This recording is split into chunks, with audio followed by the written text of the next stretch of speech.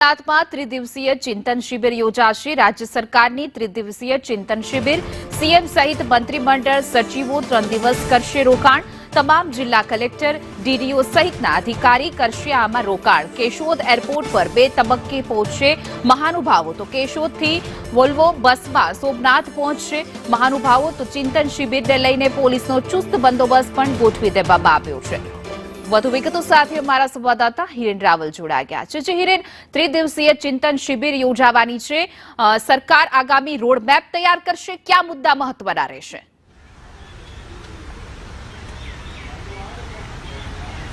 તો તત્કાલીન મુખ્યમંત્રી નરેન્દ્ર મોદીના સમયથી શરૂ થયેલી આ ચિંતન શિબિરનો 11મો તબક્કો છે એ આજે બપોરે લગભગ 2:30 વાગ્યાથી શરૂ થશે, જેમાં મુખ્યમંત્રી સહિત તમામ મંત્રીમંડળ અને મુખ્ય સચિવથી લઈ તમામ કલેક્ટર, ડીડીઓ અને વિભાગોના વડાઓ લગભગ 100 થી 125 જેટલા અધિકારીઓ આ બેઠકની અંદર હાજર રહેશે। 3 દિવસ ચાલનારી આ બેઠકમાં અલગ અલગ કાર્યક્રમો અને સેશનનું આયોજન કરવામાં આવ્યું છે, જેમાં સૌથી મહત્વની જે બાબતો છે એ 4 બાબતો પર આ આખા ચિંતન શિબિર ઉપર ભાર મૂકવામાં આવશે, જેમાં ગ્રામ્ય વિસ્તારોમાં રોજગારીનું સર્જન અને ગ્રામ્ય વિસ્તારોનો વિકાસ કેવી રીતે થાય એના ઉપર ભાર મૂકવામાં આવશે।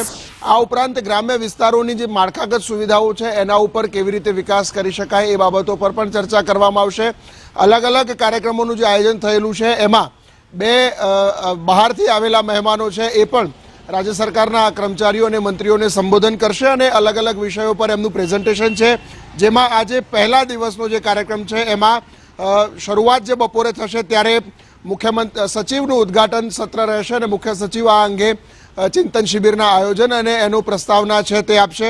આ સાથે જ મુખ્યમંત્રીના મુખ્ય સલાહકાર છે હસમુખ અઢિયા, એમના દ્વારા કર્મયોગીના 6 મુખ્ય સિદ્ધાંતો છે એના પરનું એક વક્તવ્ય છે। એ વક્તવ્ય બાદ રમતગમત ક્ષેત્રને પ્રોત્સાહન આપવા માટે સરકારની કામગીરી અને શું કરી શકાય એ અંગેનું પ્રેઝન્ટેશન છે એ રમતગમત વિભાગના પ્રિન્સિપલ સેક્રેટરી અશ્વિની કુમાર છે એ આજે આ પ્રેઝન્ટેશન રજૂ કરશે।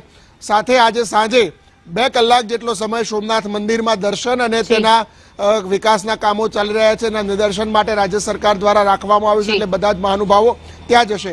આવતીકાલે અલગ અલગ 4 જે ગ્રુપ ડિસ્કશન છે એ ગ્રુપ ડિસ્કશન જોઈએ તો ગુજરાતમાં રોજગારીની તકો ઉપર પણ આ બાબતમાં ભાર મૂકવામાં આવશે। જી હિરેન, અમારી સાથે જોડાવા બદલ, સમગ્ર માહિતી આપવા બદલ આપનો આભાર।